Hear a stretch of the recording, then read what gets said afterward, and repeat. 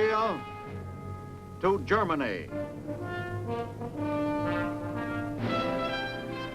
From Alaska to Puerto Rico. All over the world, the United States Army is on the alert to defend our country, you, the American people, against aggression. This is the big picture. An official television report to the nation from the United States Army. Now, to show you part of the big picture, here is Sergeant Stuart Queen. In Korea, the aggressor's challenge was met and turned back by the united forces of the world's free nations. Yet, in the backwash of war, there always remains a second challenge. The thousands of orphans, the millions of homeless, the countless villages and cities ravaged and almost completely destroyed. Today's big picture focuses on one such city, Seoul, the capital of the Republic of Korea. It is the story of a city twice the parade ground of communist troops, 4 times a battlefield. The rebirth of Seoul is also the story of man's enduring will to triumph in the face of the greatest adversity.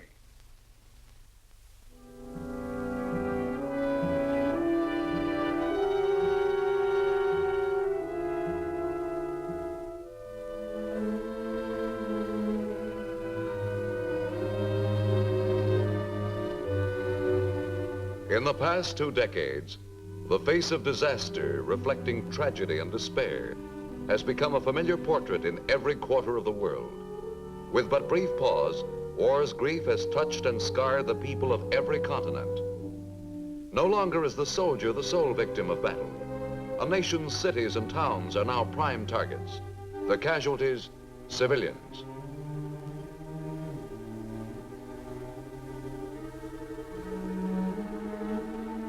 Despite the repeated experience of the miseries of war, mankind has learned neither to maintain peace nor to accept callously those who suffer most.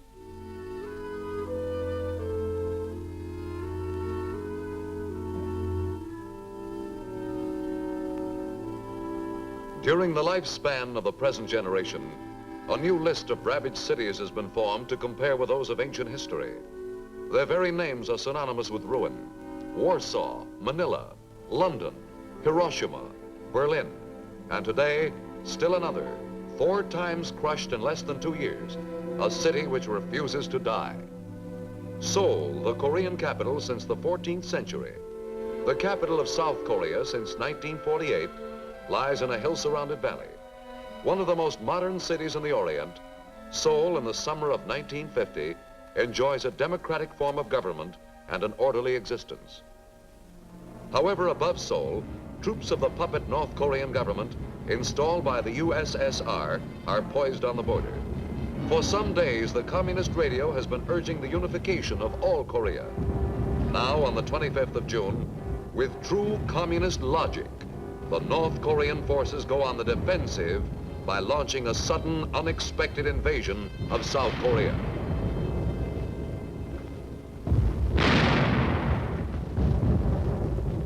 Seoul's 1.5 million citizens are caught unprepared, but they are not ignorant of what they may expect. Half a world away at Lake Success, New York, the United States immediately requests an emergency meeting of the United Nations Security Council. When the aggressors fail to heed the Council's appeal, the United States announces that air and sea forces are being ordered to assist South Korea. Then, by a vote of 7 to 1, the Security Council votes to supply the besieged Republic of Korea with whatever armed might is needed to turn back the attack.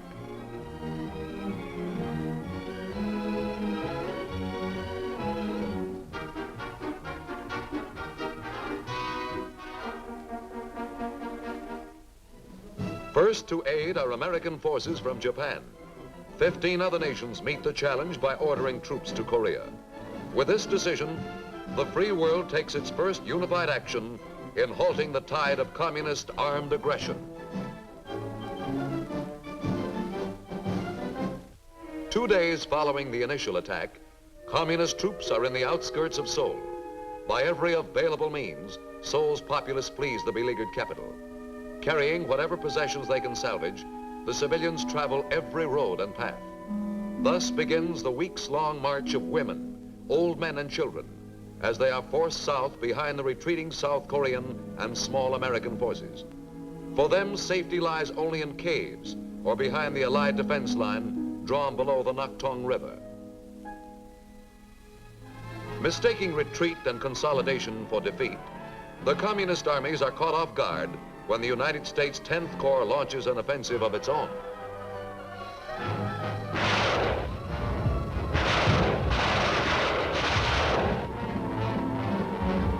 At Incheon, Seoul's seaport, an amphibious landing is made, cutting behind the North Korean troops battling to break through at Busan.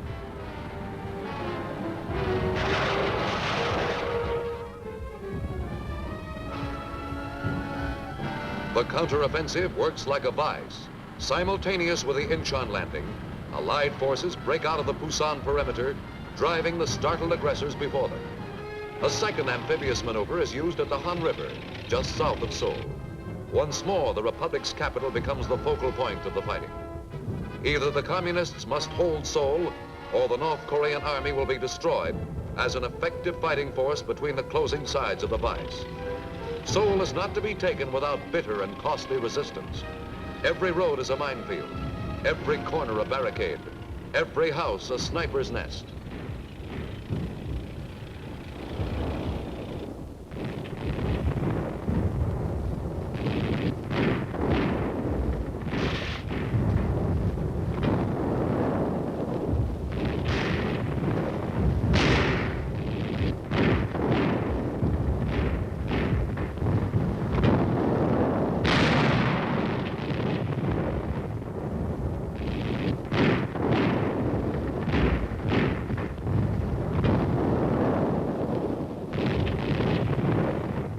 Less than 11 days after the start of the counteroffensive, Seoul is restored to its rightful inhabitants. To most Koreans, Seoul is more than a city or a home. It is a symbol of national pride and of the people's heritage. Even before the sound of fighting dies, the first refugees reappear. Few return to find their homes as they left them. The communist troops have lived off the land, sacking, pillaging, raping the city during their brief stay. But in the refugees' eyes, what remains can be rebuilt. Life can be resumed once more where it was so harshly interrupted.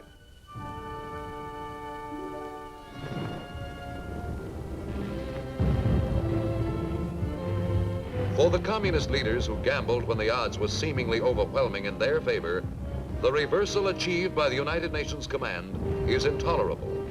A second fairy tale is devised. An army composed of so-called Chinese People's Volunteers, armed with weapons of Soviet manufacture, is rolled south to salvage victory from the ashes of defeat.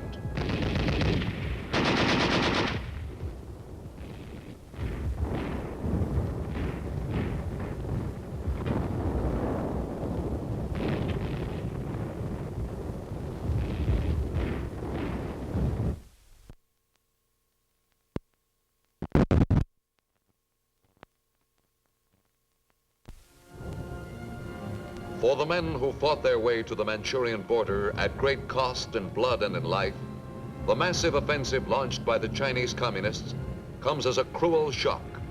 The scores of mountains and valleys fought for and captured return too easily to the enemy as the Allied forces make their bitter withdrawal. In the face of the greatest hardships, examples of great bravery and fortitude are many. The escape of the United Nations units from the trap at the Changjin Reservoir ranks with the finest maneuvers in military annals.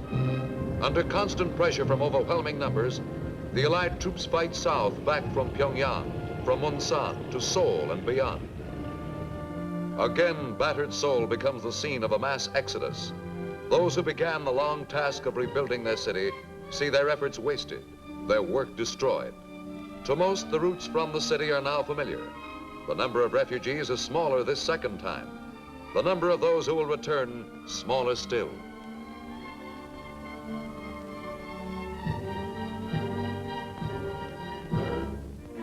Into Seoul march the Chinese conquerors, supervised by their Russian comrades.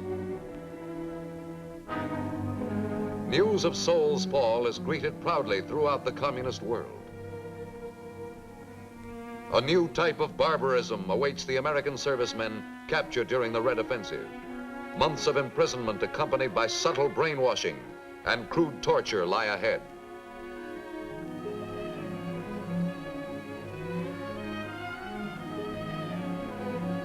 Many will not survive the forced winter marches to the prison compounds north of Seoul. By breaking contact with the enemy and rapidly withdrawing to the south, the UN command forces the communists to extend their supply lines more than 300 miles. Less than a month after the Chinese invasion, the United Nations returns to the offensive from the defense lines 30 miles below the Korean capital.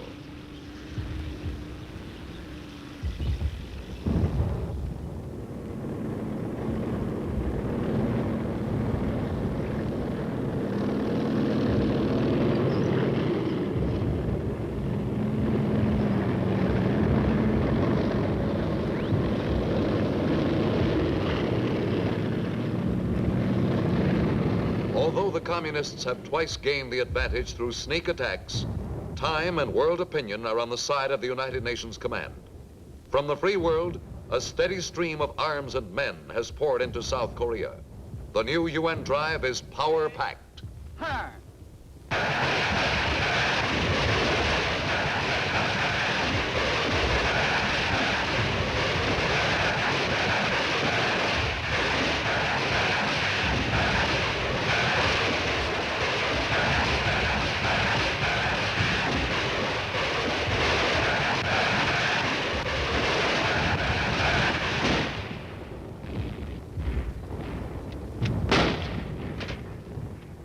Now, for the fourth time, Seoul changes hands. Even before the city is liberated, plans have been made for rehabilitating the stricken capital and its population. Here, in the words of American soldiers, members of the United Nations civil assistance teams, and of Koreans themselves, is the story of the rebirth of Seoul as they witnessed it. We moved into Seoul on the 13th of March, 1951. As UNCAC team commander, I went with a patrol of the 15th Infantry and an engineer detachment detecting mines. Except in the fringes, there were no people to be seen. In downtown Seoul, opposition had fallen off almost completely. In the center of the city, we found practically no one at all. The city was a dead city. Because this was the second time we took Seoul back from the communists, we were pretty much prepared for what we expected to find. You never get used to it, though. All in all, the city was in awful shape. No water, no transportation, no electricity or power.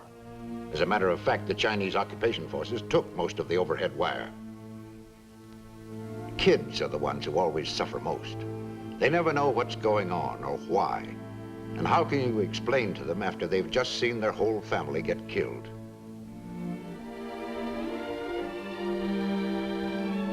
Seoul was in very bad shape as far as food was concerned. There just wasn't any. The communists who professed to be representative of the working people, of the farmers, seem to take advantage of them. They live off the land, taking their food, not giving them medical treatment.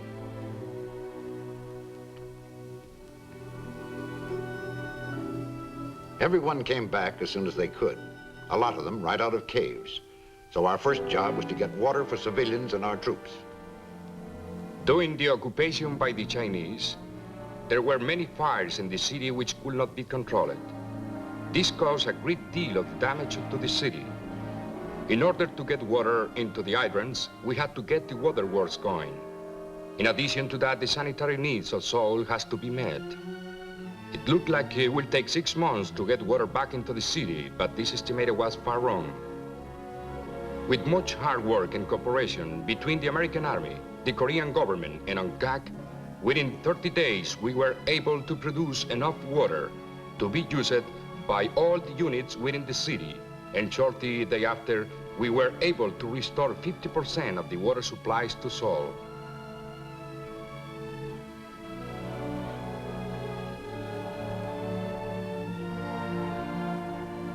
On the third day after our entry into the city, UNCAC started to move truckloads of rice into the city for distribution to the people. Because for the average civilian, the average Korean, it was worth his life to find even a handful of rice. Even though the city was placed off bounds to civilians, except farmers who needed to get their fields planted, civilians managed to come home. So it was our job to feed them before they starved. The trucks with food rolled into the city day and night, fighting against time.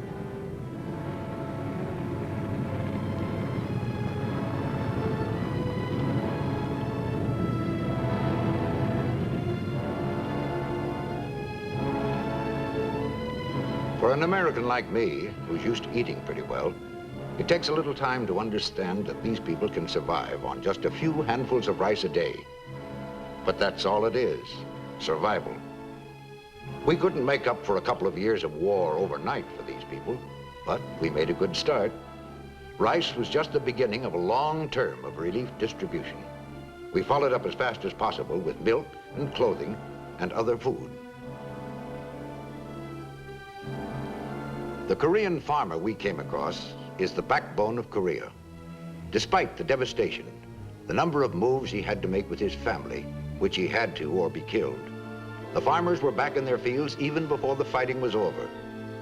These farmers are doing a lot to help relieve the burden of feeding the people who live in the city.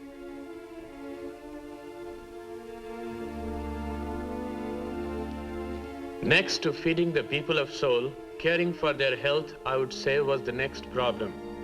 Those who were well, we first dusted with DDT. Then all must be inoculated. This was important to stop disease from possibly spreading. It would have been most dangerous for an epidemic to start under the conditions as they were. The inoculations were most successful, for no epidemics broke out in Seoul then or thereafter. When I and my staff were assigned to the hospital in Seoul, I was terrified a bit, I must say to start with. There were patients, there were patients. There were children, men, women. It was a mass of humanity suffering, much tuberculosis and many surgical cases. But we went to work, and as we worked, we trained more doctors and nurses in the methods we needed.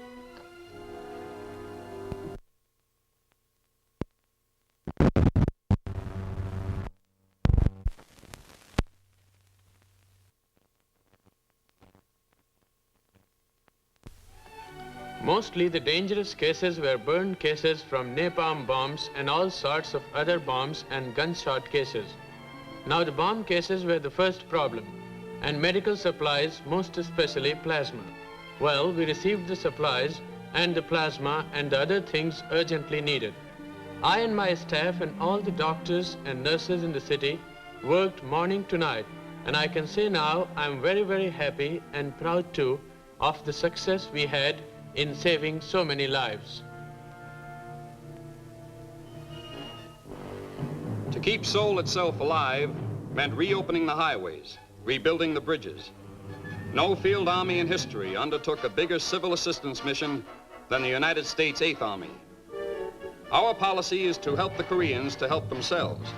First of all, to get heavy equipment into the city, we had to put the railroads back to work.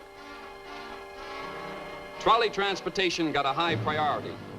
The Chinese used the tracks to place mines alongside of, so that the detectors, the mine detectors, could not pick up the mines. In some cases, these mines exploded, and in other cases, tracks were hit by fragments of shell fire. So a great deal of track had to be replaced. So now we've replaced just about all the existing trolley lines. Like any large city, Seoul has its downtown business center, its industrial and residential sections. The trolleys are a big help in bringing workers from their homes to the dozens and dozens of construction jobs and factories that are being rebuilt. Things aren't yet back to normal, of course, but they're well underway.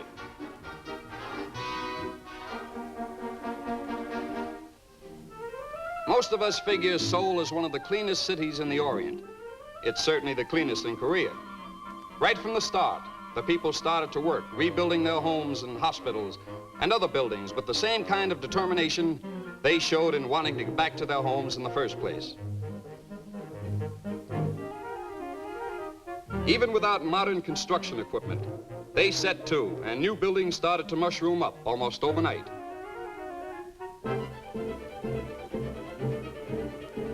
During the years before the war, Seoul developed into a good-sized industrial city.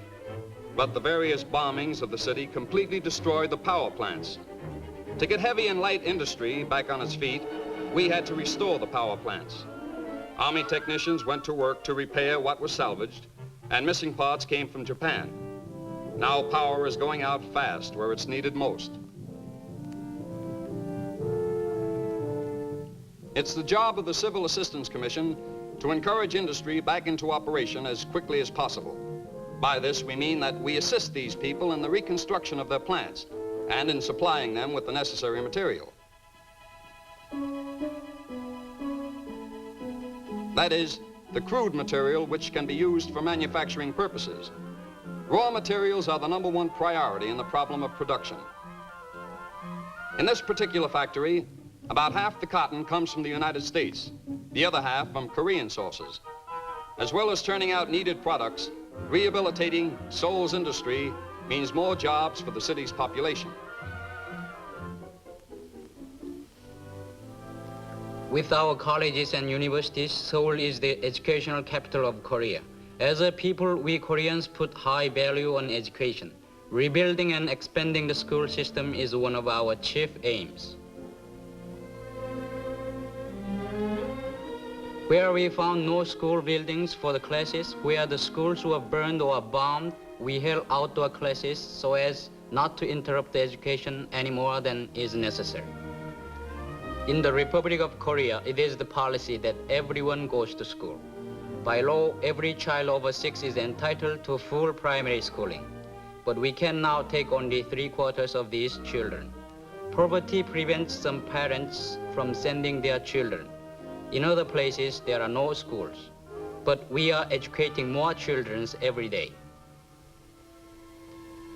Some children, the orphans, are less fortunate. These children are found sometimes in the streets, other times at people's doors who have no children. We have over 200 children at this orphanage alone. The poor little things have been many days without food or bathing. Some die on our hands. Other times we get them through all right, and it gives us great joy to see them happy again. Earlier, it was very difficult for us to nourish these children.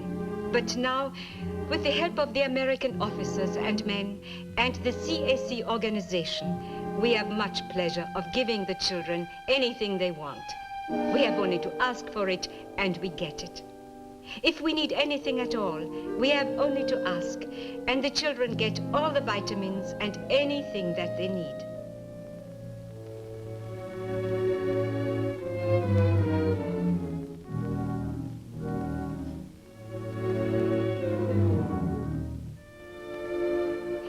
We are making the best efforts to make the children good citizens.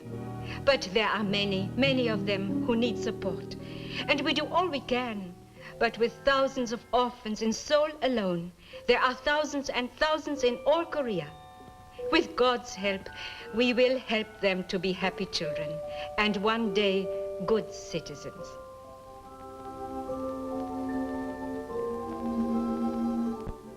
With the same unity and forcefulness with which it met the challenge of communist aggression, the free world responded to the needs of the Korean people. Food arrives from Australia and Cambodia, from Belgium and Cuba, from New Zealand and the Philippines, from Pakistan and Thailand, from Mexico and Greece. Clothing comes from Japan, Peru and Uruguay. From Great Britain, Nicaragua and Turkey come medical supplies. From India and Norway, from Israel and Sweden, from Denmark and Germany, Iceland and France. And from the United States alone, aid totaling nearly $500 million is received.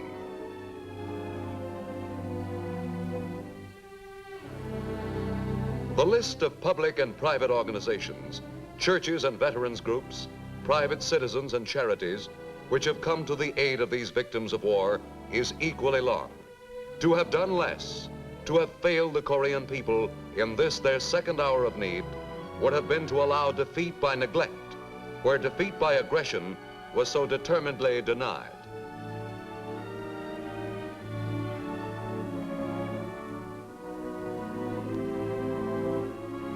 Today, from the seaports on the Yellow and Japanese seas, steady streams of urgently needed supplies pour into Seoul and other Korean villages and cities.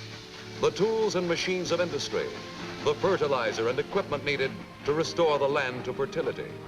The faster full rehabilitation is achieved, the sooner the Republic of Korea will become a strong, vigorous ally. Seoul today has regained much of its former stature among the national capitals of the world. The city is living testimony to what international cooperation for peaceful goals may accomplish. Where a few short years ago tanks rumbled, trolleys now pass calmly through the streets. Where snipers once hid, the housewives of Seoul calmly do their shopping. The rebirth of Seoul is one of mankind's truly great achievements.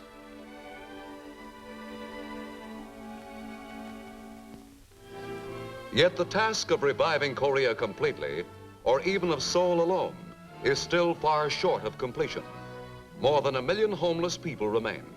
Nearly 100,000 orphans must be cared for. A livable future must be provided for them.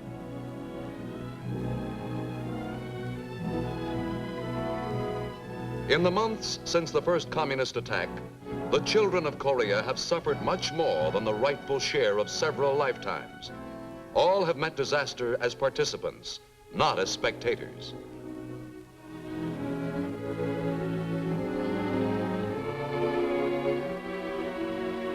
Yet their faith has conquered despair. Their hope for their land's future remains strong, if only to guarantee that their prayers for a life untroubled by sudden death and famine and war be granted, the free world's efforts in Korea will stand forever as noble ones.